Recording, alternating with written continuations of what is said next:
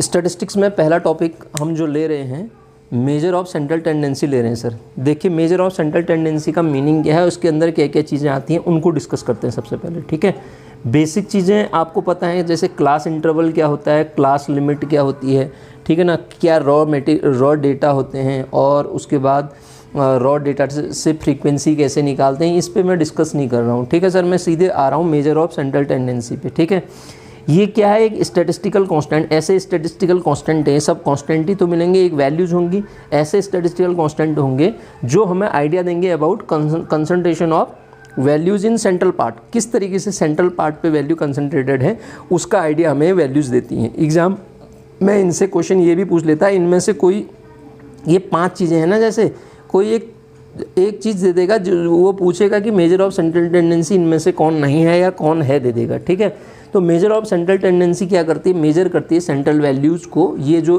Constant हैं ये, उनमें से जो पहला कांस्टेंट सर आपको दिया है, ये दिया अर्थमेटिक मीन। अर्थमेटिक मीन को अगर मैं बात करता हूँ तो अगर मेरे पास x1, x2, x3, अगर मेरे पास क्या है n डिस्क्रीट डेटा है, दो चीज़ समझिए सर। एक तो आपके पास 2 तरीके के डिस्ट्रीब्यूशन होंगे स्टैटिस्टिक्स में, एक होंगे डिस्क्रीट डिस्ट्रीब्यूशन, एक होंगे कंटिन्यूस डिस्ट्रीब्यूशन। डिस्क्रीट की अगर हम बात करें, इस बात को समझिए पहले, ये नंबर डिस्क्रीट है। जैसे मेरे से कहा जाए 1 2 3 4 5 10 तक के नंबर कहा जाए तो ये नंबर डिस्क्रीट हैं, और 10 तक के ही नंबर कहा जाए और बीच में जैसे मैं कहूँ ये 100 तक नंबर दे दिए जाए, मान लेते हैं ना, और अगर ये क्या है, डिस्क्रीट डेटा है। कंटिन्यूस डेटा में क्या होता है, 0 10 से लेके, मान लेते हैं मुझे 20, 0 से लेके 10 दिया है पहले, फिर 10 से लेके 20, फिर 20 से लेके 30, ये इंटरवल दे दिया जाए तो ये कंटिन्यूस आता है सर। 2 तरीके के डिस्ट्रीब्यूशन, जैसे हम जनरल में भी अलजेब्रा में क्या होते हैं, डिस्ट्रीब्यूशन डिस्क्रीट है तो उसके लिए यूज करते थे समेशन, और डिस्ट्रीब्यूशन अगर कंटिन्यूस है तो उसके लिए इंटीग्रेशन यूज करते थे। ये भी जोड़ता है, ये भी जोड़ता है, इंटीग्रेट भी तो जोड़ता ही है, लेकिन कैसे डिस्ट्रीब्यूशन को, कंटिन्यूस डिस्ट्रीब्यूशन को जोड़ता है। ठीक है ना सर, तो इसी तरीके से यहाँ पे हम 2 तरीके के डेटा लेते हैं स्टैटिस्टिक्स में, एक तो लेते हैं डिस्क्रीट, एक लेते हैं कंटिन्यूस। ये डिस्क्रीट डिस्ट्रीब्यूशन है। जब डिस्ट्रीब्यूशन डिस्क्रीट भी 2 टाइप का होता है, जब फ्रीक्वेंसी गिवन हो, जब फ्रीक्वेंसी गिवन ना हो। ये वेरिएबल x की वैल्यू दे रखी है, तो इस केस में अगर मुझे मीन निकालना है तो ये बात आप जानते हैं, x बार की जो वैल्यू होती है x1 plus x2 plus up to and so on xn whole over n होती है। और अगर यही चीज़ मुझे यहाँ x के वेरिएबल के क्रॉसपॉन्ड वेरिएबल क्या दे रखे हैं, x1, x2 up to and so on xn दिया है, और इसके क्रॉसपॉन्ड फ्रीक्वेंसी मुझे गिवन है f1, f2 up to and so on fn given है। तो उस केस में जब अगर मैं मीन निकालने के लिए बात करूं तो आपसे तो क्या होगा sir, f1x1 plus f2x2 plus up to and so on fn xn whole over frequency का सम आ जाएगा। यहाँ पे फ्रीक्वेंसी का सम का मतलब क्या हुआ, f1 plus f2 plus f3 plus fn। ये मीन निकालने का तरीका है सर। ठीक है, मेरे को डेटा कैसा दिया था, यहाँ पे इस तरीके का डिस्क्रीट डेटा दिया था। यही डेटा अगर मुझे कंटिन्यूस दे दिया जाए, मान लेते हैं x की वैल्यू दे दी जाए, ये आपको रेंज दे रखी है, ठीक है, क्लास इंटरवल कहते हैं उसको, क्लास इंटरवल दे दिया जाए। क्लास इंटरवल दे रखा है 0 से लेके 10 तक का, 10 से लेके 20 तक का, और 20 से लेके 30 तक का, 10-10 का गैप है, 30 से लेके 40 तक का सर। तो उस केस में सबसे पहले फ्रीक्वेंसी गिवन होगी, आपको क्लास इंटरवल गिवन होगा, फ्रीक्वेंसी गिवन होगी, ये 2, ये 5, ये 6, ये 7 मान लेता हूँ मैं, ये है। तो सबसे पहले आप वेरिएबल निकालते हैं। वेरिएबल कैसे निकालते हैं सर, इन क्लास इंटरवल को जोड़ के 2 से डिवाइड कर देते हैं आप। 5, ये कितना आ जाएगा 15, ये मीन ये आएगी ना, और ये कितना आ जाएगा आपके पास 25, 70, ये 35 आ जाएगा। तो आप उस केस में क्या निकालेंगे, x और f का प्रोडक्ट निकालेंगे, यहाँ पे x f आएगा, और फ्रीक्वेंसी वो मीन निकालने का तरीका यहाँ पे भी क्या होगा, summation of xi fi whole over summation of fi। i vary from 1 to n जितने दे रखें, ये फ्रीक्वेंसी का सम लोगे सर आप। यहाँ पे क्या लोगे, फ्रीक्वेंसी का सम। ये तो बेसिक चीज़ें थी, ये मैंने अर्थमेटिक मीन की बात करी सर। अर्थमेटिक मीन ये होती है। अब अर्थमेटिक मीन में एक बड़ी इंपॉर्टेंट चीज़ बता रहा हूँ मैं, जिसको आप बचपन में शॉर्टकट मेथड भी कह लिया करते थे। मान लेते हैं ए कोई आर्बिट्री नंबर है, इसी से मैं आपको जितने भी ये चीज़ें बताऊँगा यहाँ पे, इनमें सब में एक चीज़ आती है, एग्जाम में जो क्वेश्चन बन सकता है सर, वो ये होता है change of origin and scale. क्या होता है change of origin and scale का मतलब, मान लेता हूँ मैं नया वेरिएबल u लेता हूँ, उसको ये लेता हूँ x माइनस ए अपॉन एच। तो ये हुआ क्या, पहले वेरिएबल x था उसका ओरिजिन चेंज कर दिया, ये चेंज ऑफ ओरिजिन हुआ। स्केलिंग मतलब डिवाइड स्केल कर देना, जैसे ये एक टुकड़ा कर दिया, 2 टुकड़े, ये स्केल डिवाइड कर देना।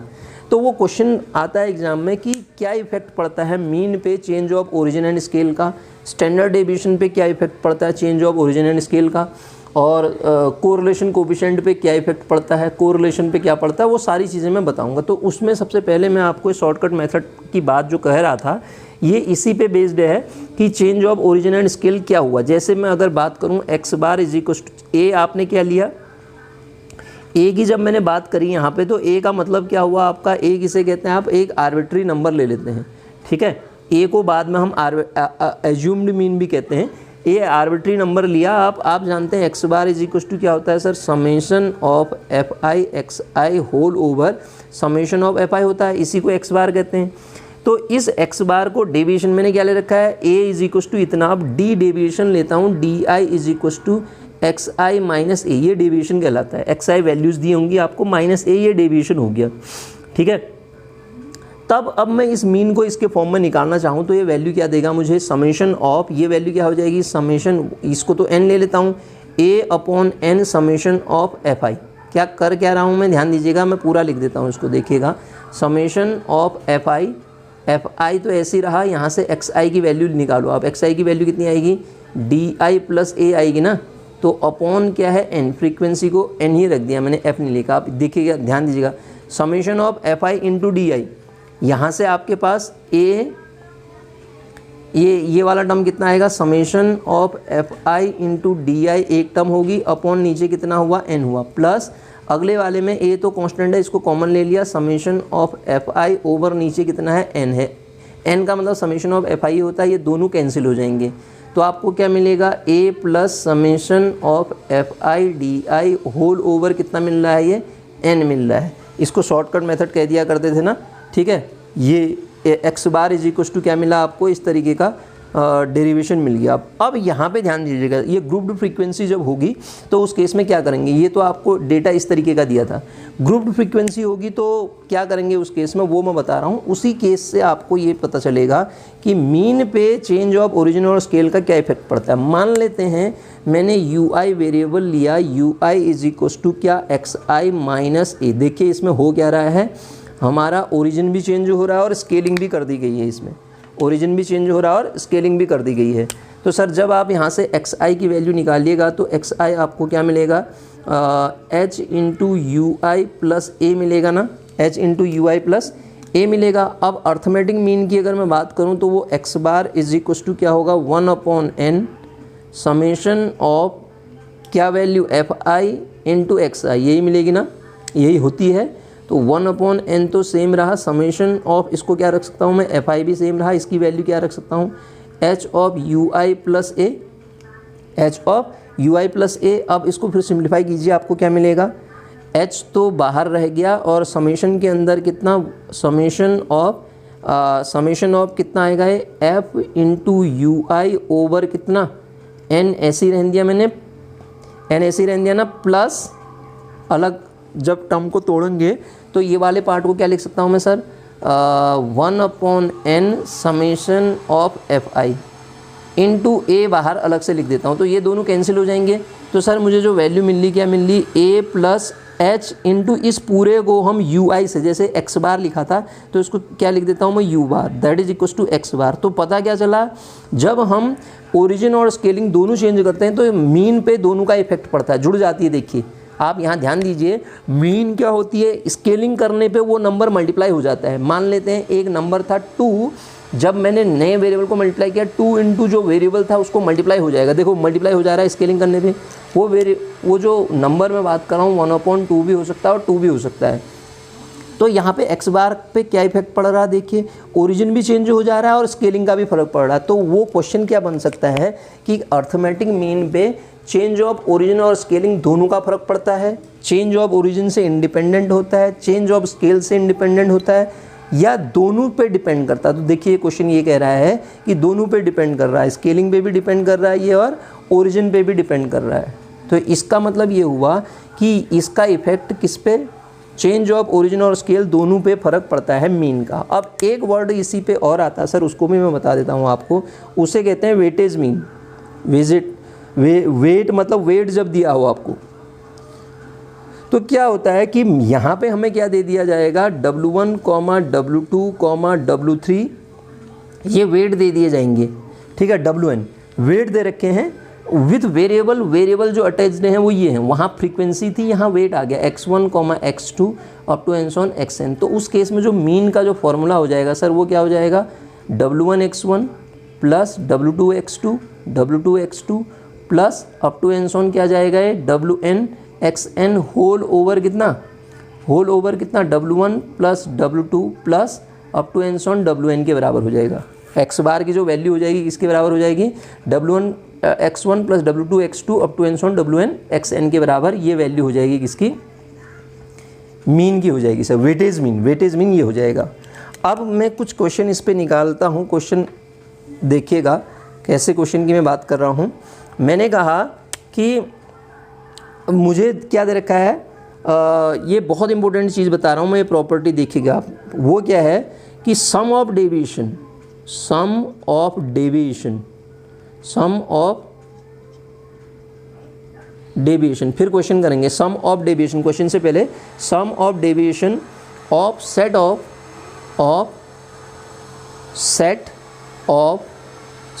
ऑफ वैल्यू फ्रॉम देयर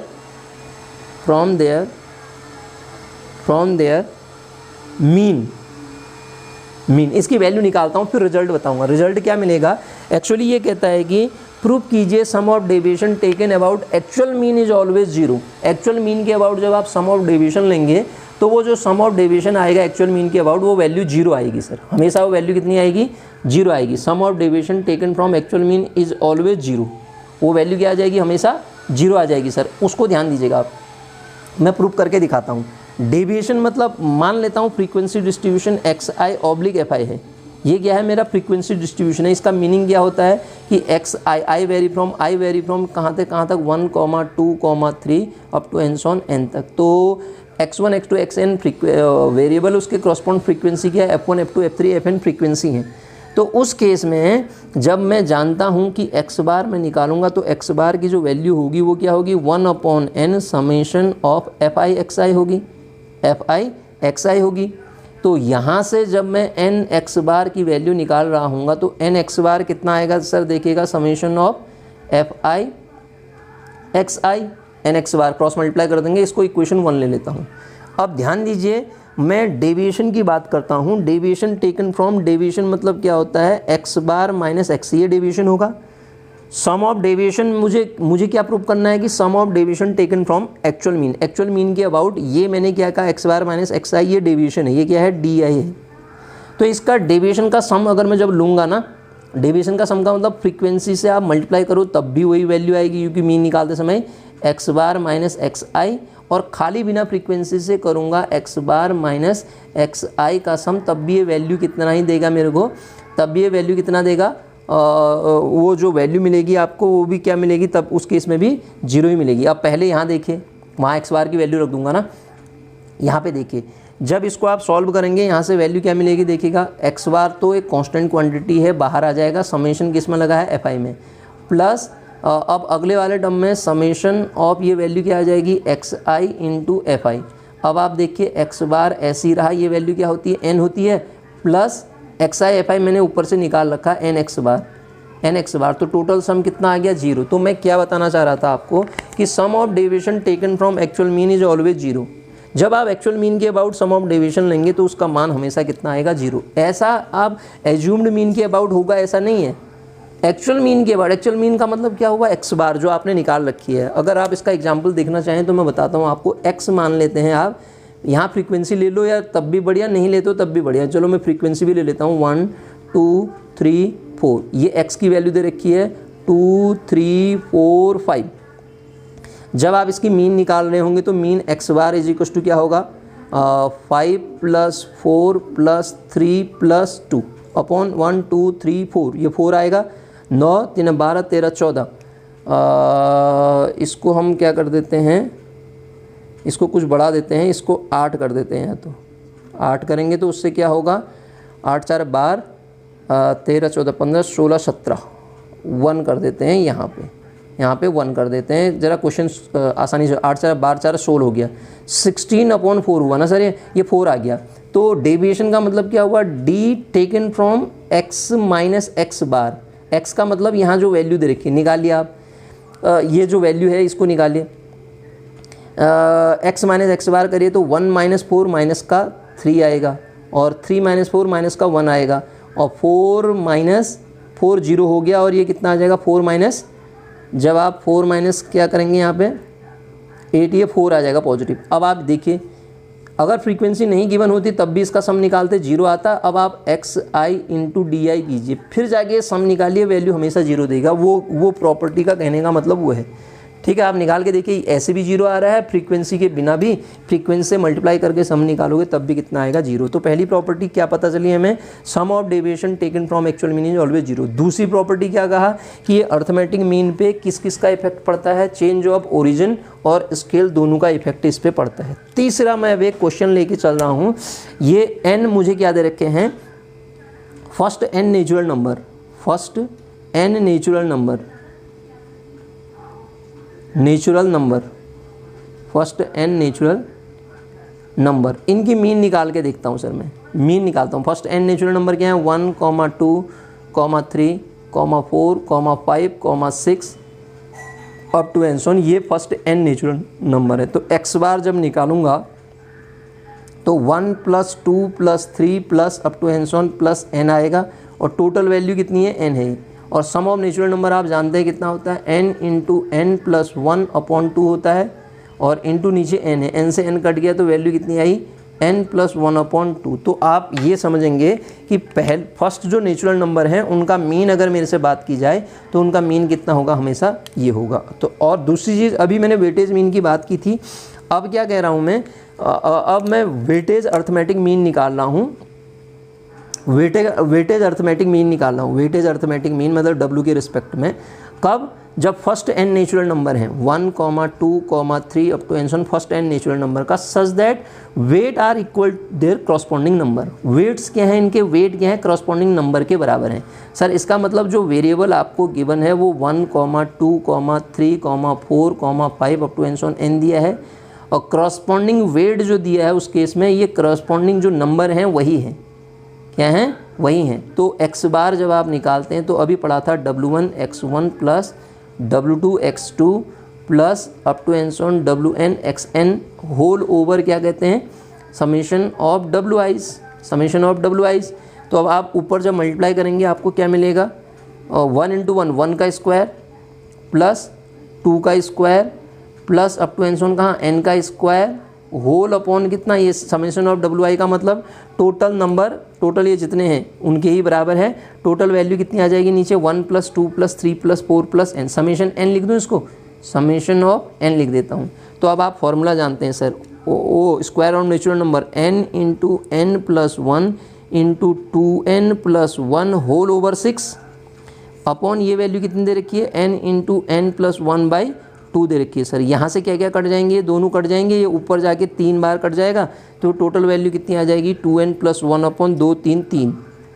ठीक है, तो ये क्या आ गया, हमें वेटेज मीन निकालना था फर्स्ट n नेचुरल नंबर का, such that whose weight is equal to corresponding number. उनका वेट क्या है, करस्पॉन्डिंग नंबर के बराबर है, तो उसका जो एवरेज मिल जाएगा मुझे वो इस तरीके का मिल जाएगा। बात समझ में आ रही सर? ठीक है, आगे की कहानी बताता हूँ मैं आपको, देखिएगा आगे क्या है। ये क्या था आपके पास, अर्थमेटिक मीन की मैंने बात करी, अर्थमेटिक मीन क्लियर है यहाँ पे। ठीक है, अर्थमेटिक मीन के बाद दूसरा नंबर ये क्लियर कर दिया मैंने। दूसरा मैं आपको बताता हूँ मीडियन क्या चीज़ होती है। सर क्या बता रहा हूँ, मीडियन क्या होती है, एक मिड वैल्यू जो पूरे डिस्ट्रीब्यूशन को 2 पार्ट में डिवाइड कर दे, वो मीडियन कहलाती है। मिड वैल्यू का मतलब ये सारी एवरेज ही को शो कर रही हैं, ये एवरेज को शो कर रही हैं, ये भी एवरेज ही होगी। तो मीडियन क्या होती है, वो मिड वैल्यू होती है जो पूरे डिस्ट्रीब्यूशन को इक्वल पार्ट्स में डिवाइड कर देती है। एक इंक्रीजिंग होगा मतलब बड़ा, एक छोटा होगा। छोटा बड़ा का मतलब क्या है, मान लेते हैं मेरे पास 2 तरीके, पहले डिस्क्रीट डेटा के लिए मीडियन निकालने की मैं बात करता हूँ। अगर मेरे पास number of observation n odd है तो उस केस में मीडियन का जो फॉर्मूला होता है वो होता है n+1/2th ऑब्जर्वेशन। क्या होता है? n+1/2th observation. जैसे मुझे दिया है 2, 3, 1, 7, 5, 8, 1 2 3 4 5 6 और एक इसको दे दिया है मुझे 10 और मुझे दे दिया 8। इसका मुझे क्या निकालना है? मीडियन निकालना है। तो देखिए सर, ध्यान दीजिए, अगर मीडियन की मैं बात करता हूं तो मीडियन में होता क्या है? सबसे पहला काम आपको क्या करना है, इसको इंक्रीजिंग असेंडिंग ऑर्डर में लिखना है। सबसे पहला नंबर क्या है? 1, फिर उसके बाद 2, उसके बाद आएगा 3, उसके बाद दिया है 5, उसके बाद 7, उसके बाद 8, उसके बाद 10। ये असेंडिंग ऑर्डर में लिख दिया आपने। असेंडिंग ऑर्डर में लिखने के बाद आपको देखना है टोटल नंबर कितने, 1 2 3 4 5 6 7 नंबर है। तो मैंने फॉर्मूला बता रखा है, उसकी जो मीडियन का जो फॉर्मूला बनेगा सर 7+1/2th ऑब्जर्वेशन जो है वो बन जाएगा। तो इसका मतलब 4th ऑब्जर्वेशन, यहाँ से 8/2 4th ऑब्जर्वेशन कौन है? 1 2 3 4। तो ये ऐसा नंबर है, ये एक ऐसा नंबर है जिससे ये वाला पार्ट इस नंबर से यहाँ को नंबर छोटे हैं, यहाँ को नंबर क्या हैं? बड़े हैं। वो डिस्ट्रीब्यूशन को 2 पार्ट में डिवाइड करता है, एक इंक्रीजिंग एक डिक्रीजिंग में। वो ये बता रहा था आपको, ठीक है। ये वाला पार्ट तो छोटा है, ये वाला पार्ट क्या है? बड़ा है। तो ये ऐसी मिड वैल्यू है जो पूरे डिस्ट्रीब्यूशन को 2 पार्ट में डिवाइड कर देती है। अब मैं बात करता हूँ सर, आपसे क्वेश्चन ये बन सकता है कि क्या ये मीडियन जो है हमेशा क्या दिए गए ऑब्जर्वेशन में से ही होगी, उन्हीं नंबर में से होगी? तो ज़रूरी नहीं है। तो वो क्यों ज़रूरी नहीं है? जब मेरे पास n क्या हो? इवन हो। n क्या हो? इवन नंबर हो। तो उस केस में मीडियन का जो फॉर्मूला होता है वो होता है n/2 + 2th observation plus n/2 + 1th observation whole upon 2। ये आपका मीडियन का फॉर्मूला होता है। मैं जैसे बताता हूँ आपको, 2 1 3 7 5 6 8 1 2 3 4 5 6 7 और एक 10 ये दे रखा है। इसका मीडियन निकालना चाह रहा हूँ। तो मीडियन निकालने के लिए पहला काम मैंने आपको क्या बताया, इनको असेंडिंग ऑर्डर में लिखिए आप। 1 2 3 1 2 3, उसके बाद 5 6, उसके बाद 7 8 और 10, यही है। 1 2 3 4 5 6 7 8 नंबर दे रखे हैं। तो मीडियन निकालने के लिए हमने क्या किया, देखिए n/2, n कितना है? और 8 है, 8/2th observation, 8/2th observation plus 8/2 + 1th observation, 8/2 + 1th observation whole upon 2। तो 8/2 मतलब 4th ऑब्जर्वेशन। 4th ऑब्जर्वेशन क्या है? 1 2 3 4 5 है 4th ऑब्जर्वेशन, प्लस यहाँ 4 + 1th 5th ऑब्जर्वेशन क्या है? 6 होल अपॉन कितना किया आपने? 2। तो ये जो वैल्यू आप निकालेंगे 11/2 जो आएगी